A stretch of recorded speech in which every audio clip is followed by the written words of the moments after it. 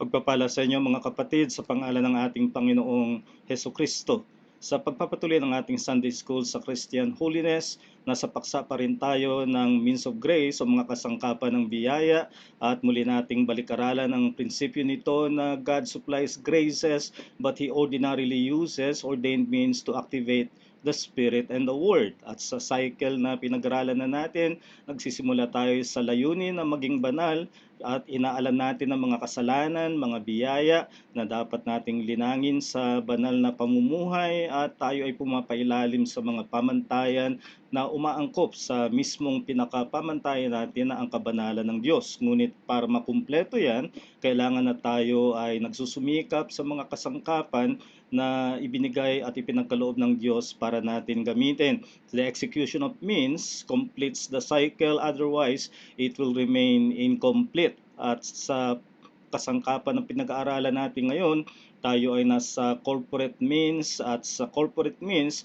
mahalaga na kilalanin natin ang disenyo ng Diyos na mayroong ministerial office in the church, and we must recognize the authority of the pastoral teaching ministry based on what Paul tells Titus, speak these things, exhort and rebuke with all authority, let no one despise you. So there is authority, and in comparing this to the other ministries or ministerial offices in the past like the prophet and the apostle, tiningnan natin ang nasa kalagayan ng katungkulan ng mangangaral at ng pastor sa iglesia na kagaya ng mga propeta at mga apostol, tumanggap siya ng salita ng Diyos at siya ngayon bilang mangangaral ay nagpapahayag ng salita ng Diyos sa lokal na iglesia na meron ng pangmundo na misyon. It is to the local church that he proclaims, and that local church has a global mission. But I warned you against the fact that as there were false prophets in the Old Testament, there were pretending apostles in the New Testament. There are still false preachers even today. They have no word from God, no calling from God, and so they are preaching a message of the false gospel na binabala ni Apostol Pablo. At ang dapat na maging disposisyon ng iglesia sa ganitong mga mangangaral ay ang sila'y tanggihan. What sets apart the pastoral preacher is that he is called to the preaching ministry, and his proclamation is characterized by faithful exposition and application. At kaya't ang dapat na maging disposisyon ng iglesia sa nangangaral na tinawag ng Diyos, ang ito ay tanggapin ng may kababaan ng loob. Meron din siyang autoridad, but unlike the prophetic office, which is authorized to say, "Thus says the Lord," and the apostolic office, which is authorized as an eyewitness of Christ, therefore an authorized spokesman for the Lord Jesus Christ. The authority of the pastoral preaching office is in that it is able to say, "It is written." Nakasulat na. Diyan kinukuha ang autoridad ng mangangaral. And for as long as there is biblical authority in preaching, then it must be authoritative, and that authority must be recognized. Kaya tiningnan natin ang tinuturo ng Biblia tungkol sa pangangaral. There is authority of the pastoral preaching ministry, and of course it is in terms of the ministry of the word na tiningnan natin sa tatlong pamamaraan ng preaching, teaching, counseling. And as I said, of all forms of ministry of the word, preaching embodies the authority of the word. Siya ang binigyan ng kumakatawan sa otoridad ng salita ng Diyos. So preaching is to be distinguished from other verbal communications. Maraming mga pamamaraan na magsalita tayo at makipag-usap sa iba tungkol sa salita ng Diyos gamit ang Biblia, subalit hindi nangangahulugan na bawat pakikipag-usap o pagsasalita na gamit ang Biblia ay pangangaral. Preaching is to be distinguished, and preaching, what distinguishes it is that it is the authoritative proclamation of God's word, and what makes that authoritative is that this is done by a man whom God calls and equips, and that authority is confirmed by the recognition of the church. Ganyan ang kaibahan ng pangangaral ng salita ng Diyos bilang katungkulan sa iglesia. So we can say that the preacher stands between the God of the Word and the hearers. Siya ang kinakasangkapan ng Diyos upang pumagitna sa kanyang pakikipag-usap sa kanyang mga tao. Hindi na siya nakikipag-usap sa isang tinig na naririnig o sa kaparaanan na ginamit noon, ngunit ngayon ay sa pamamagitan ng nakasulat at ang mga ngaralang binigyan ng ganyang panawagan at katungkulan at autoridad na ipangaral ang kanyang salita. So therefore, this is another distinction of the preaching of the word. Its message must come from the scriptures, both in its source and its substance. And in other words, we are saying that every preaching should be expository. Dapat ito ay naglalahad kung ano ang mensahe ng nakasulat sa Biblia, yung kanyang teksto. And what constitutes the significance of preaching in the worship of the church is that God's people are the closest to the speaking God in preaching. Therefore, we should avoid creating clusters or layers between the hearers and God, with the preacher in between, using the word to proclaim God's word to his people, and there should be no layers between them. Otherwise, we are creating more distance. And that makes preaching the most defining event of worship. Diyan mo tatanungin, paano nakipag-usap sa iyo ang Diyos sa panambahan kung saan ang pangangaral ang siyang sentro ng gawain. And that brings me to this very important issue of how to have profitable hearing of preaching. Paano ba ang makinig sa pangangaral ng nakikinabang? Remember, from the principle that God supplies graces through means, God supplies graces from preaching through profitable hearing na sa pamamagitan ng pakikinig. And this is an important correction to a very common notion. It is wrongly thought that only the preacher is active and that hearers are passive when preaching is ongoing. Inaakala na ang mga ngaral ang aktibo at ang mga nakikinig ay nakaupo lang at walang ginagawa, at karaniwan na nagkakaroon ng ganitong tanawin na ang mga ngaral ay nagsasalita at marami ang tinutulugan lamang ang pangangaral. We should emphasize that hearing the word, in fact, is the most active part of worship. It will determine whether your worship is profitable or not.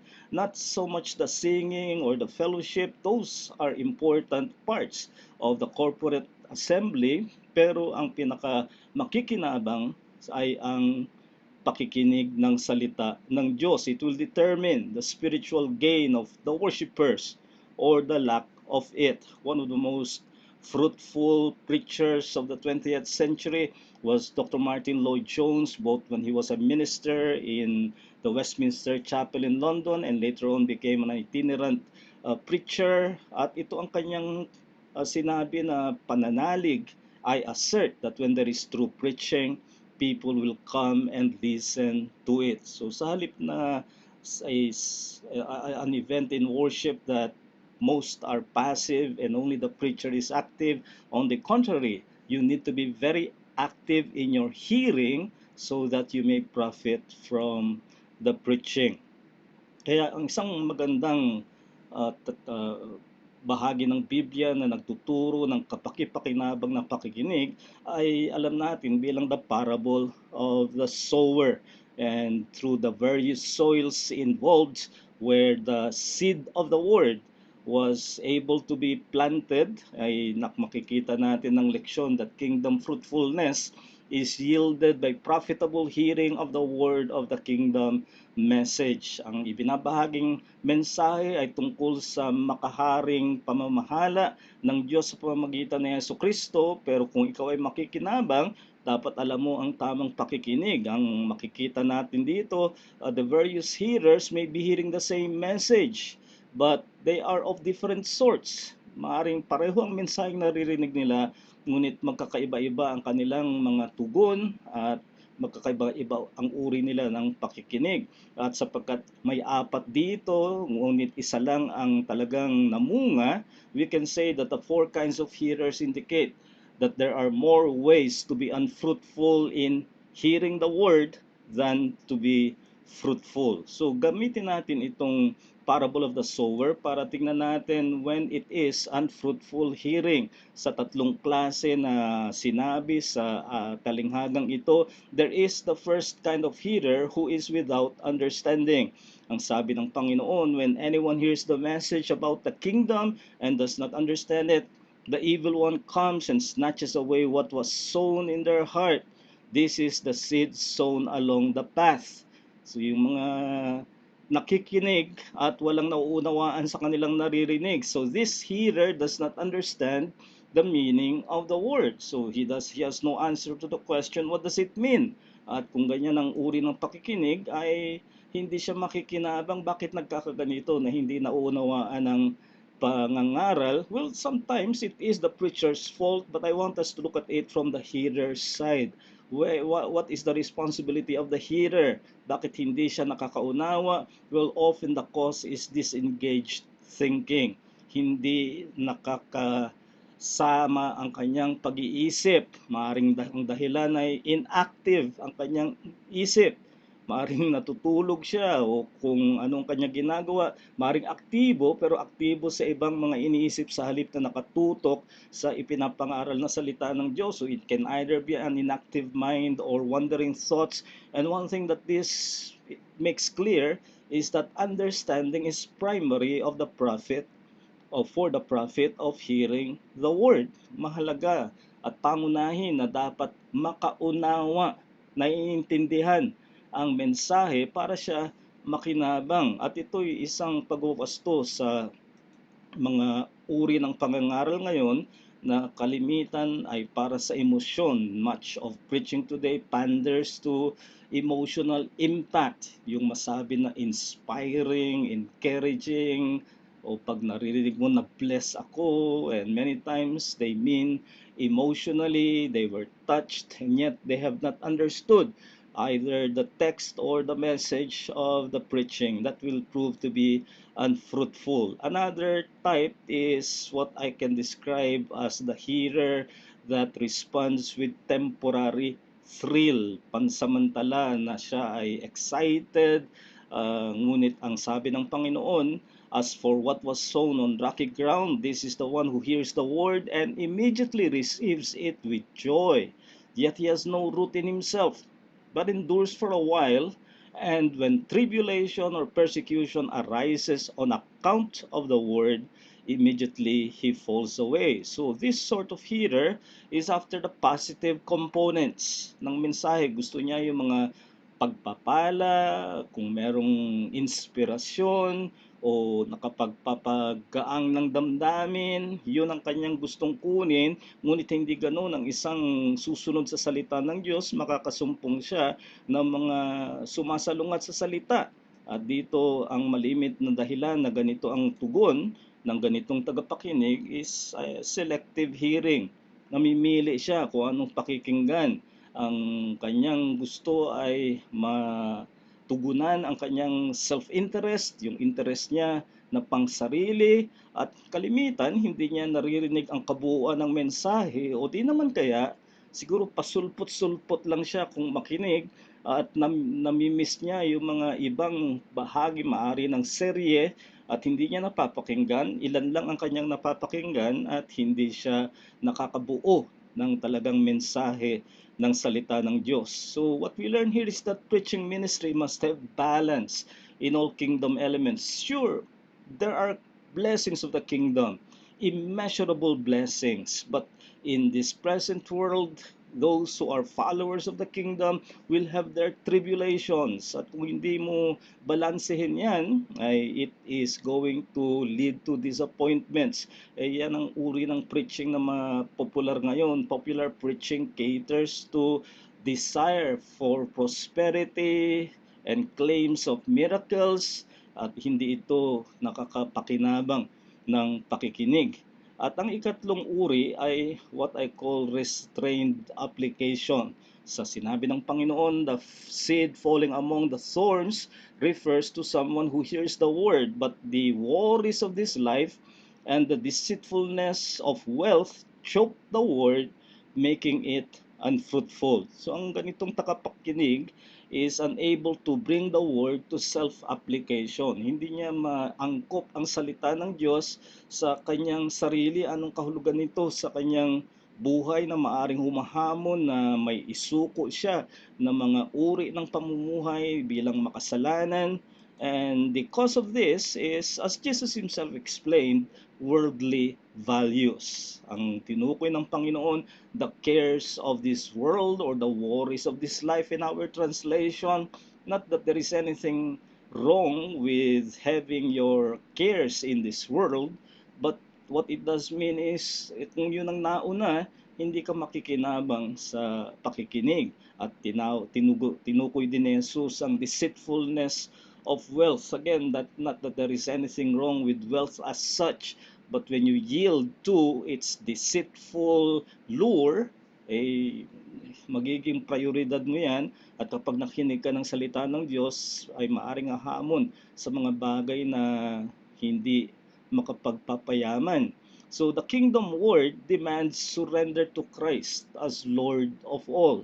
Kung totoong mensaheng ayon sa kaharian, ay hamon ito ng pagpapasakop sa makaharing pamamahala ng Panginoong Heso Kristo. And this again runs counter to much of pervasive preaching today, which fails to call for biblical repentance. May mga uri ng pangangaral na hindi tumatawag sa pagsisisi sa makasalanang buhay para magpasakop sa Panginoong Heso Kristo. Narito ang tatlo from the parable of the sower, na hindi makikinabang sa salita ng Diyos. Pero gusto kong dagdagan, an addendum on top of these three kinds of hearers are those whose focus is on the external of preaching. Nakatutok lang sila sa mga panlabas na sangkap ng pangangaral. May dalawang uri yan. There are those who are just impressed with the eloquence of preaching. Ganito ang henerasyon na tinukoy sa panahon ni Ezekiel. My people come to you as they usually do, and sit before you to listen to your words, but they do not put them into practice. With their mouths they express devotion, but their hearts are greedy for unjust gain. Indeed, to them you are nothing more than one who sings love songs with a beautiful voice and plays an instrument well. For they hear your words but do not put them into practice. Para silang dumadalo lang ng konserto na gusto nila ang musika pero it has no effect on life. Ganito rin ang nangyayari sa mga nakikinig ng pangangaral. Maring gusto nila ang estilo ng pangangaral, gusto nila ang magandang pananalita ng mangangaral, pero ang ganyang uri ay hindi makikinabang. They love the rhetorical beauty of delivery, but they do not obey the message. Now, the opposite of this is those who are critical of what they find unappealing, either in style or substance of the preacher.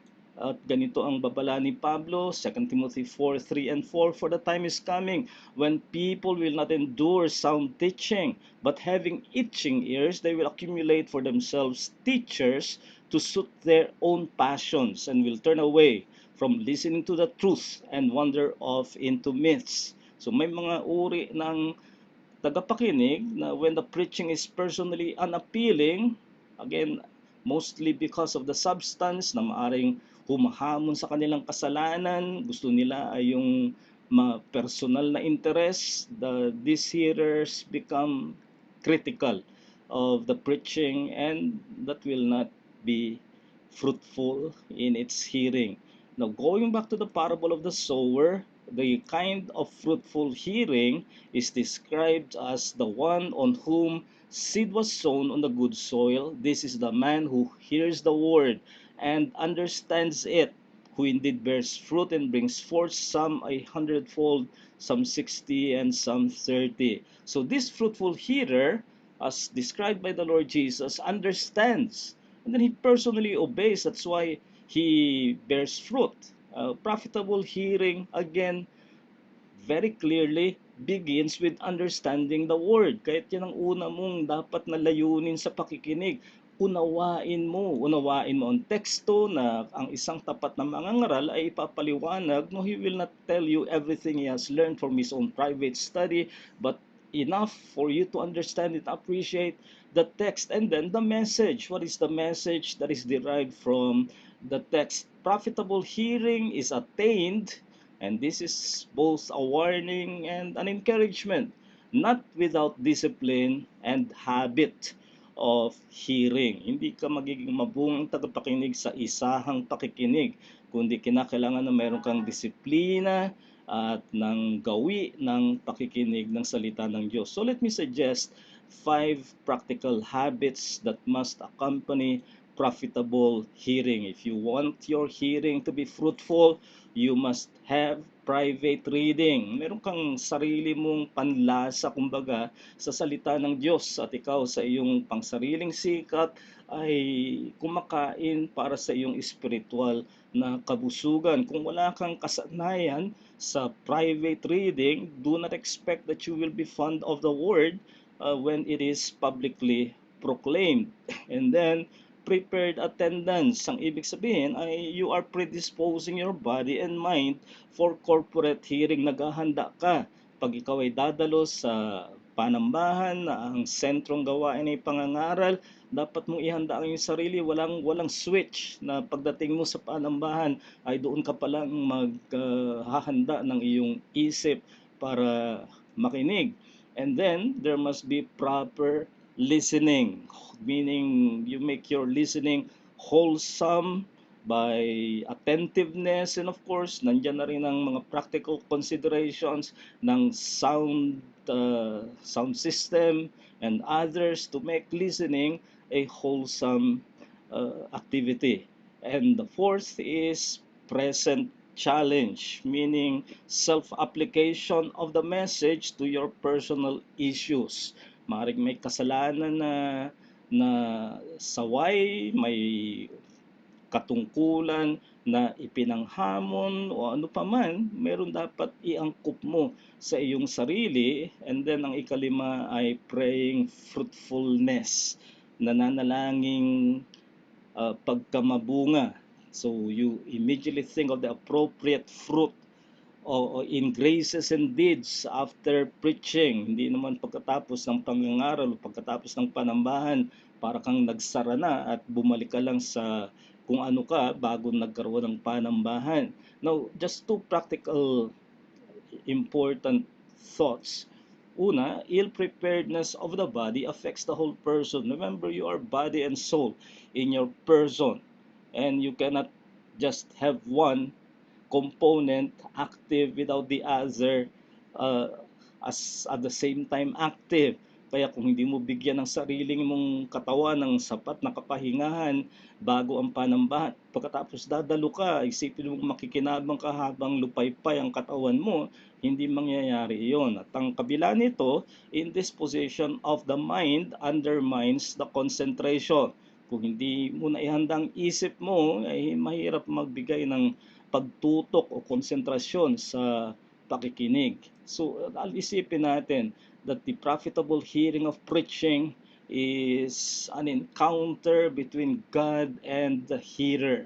Ganito ang pagpapahalaga ng bagong tipan sa pangangaral. Sa sinabi ni Pablo, Titus 1:1-3, Paul, a servant of God and an apostle of Jesus Christ, for the sake of the faith of God's elect and the knowledge of the truth which accords to godliness, in the hope of eternal life, which God, who does not lie, promised before the beginning of time, and which now at his appointed season has brought to light through the preaching with which I have been entrusted. Makikita niyo na nagsalubong daw sa pangangaral ang pangwalang hanggan na layunin ng Diyos, ang kanyang plano. At ngayon ay sinasalubong natin ang katuparan nito sa paraan ng pangangaral. That's why there is that encounter between God and hearers in preaching that cannot be duplicated in any other form of communication.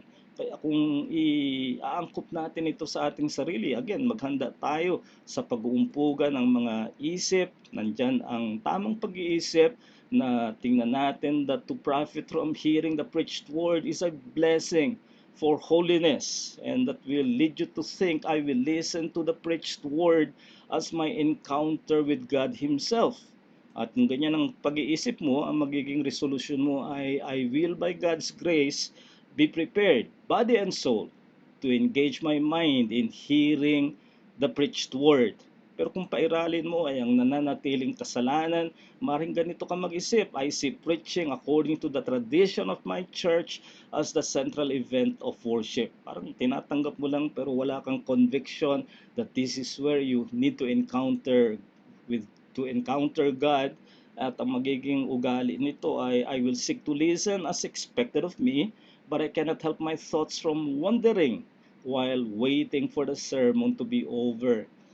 Malungkot ang ganyang uri ng pag-iisip sapagkat hindi yan makikinabang sa pangangaral ng salita ng Diyos. Ang hamon ko ay regard the hearing of faithful preaching as encounter with God for holiness. There is nothing like it, not the preacher, but faithful preaching is an encounter with God for holiness. Kaya hindi mo maaring tanggalin ang kasangkapang ito sapagkat pangunahin ito na ginagawa sa panambahan ng mga mananampalataya, makatagpo nila ang Diyos sa paraan ng kanyang autoridad sa kanyang salita, at yan ang pangangaral.